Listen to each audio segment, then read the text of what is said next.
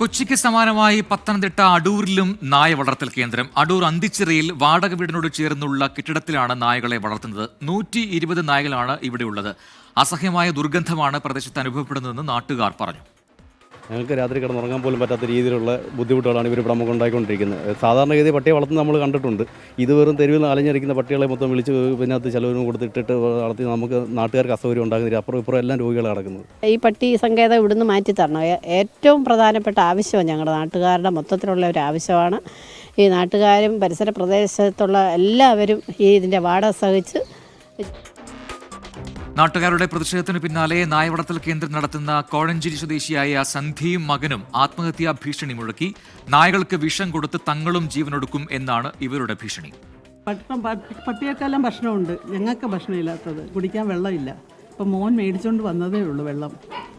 അത് ഭക്ഷണം അതുകൊണ്ട് ഇഞ്ചക്ഷനൊക്കെ എടുത്തിട്ടുണ്ട്. ഞങ്ങൾക്ക് വീടെടുത്ത് പോകാനായിട്ട് സാഹചര്യം വന്നാൽ ഉണ്ടാക്കിയാൽ നാട്ടുകാരായിട്ട് ഉണ്ടാക്കിയാൽ ഞങ്ങൾ പോകും, അവരെ വളർത്തും. ഇല്ലെങ്കിൽ ഇവിടെ തന്നെ ആത്മഹത്യ ചെയ്തിരിക്കും.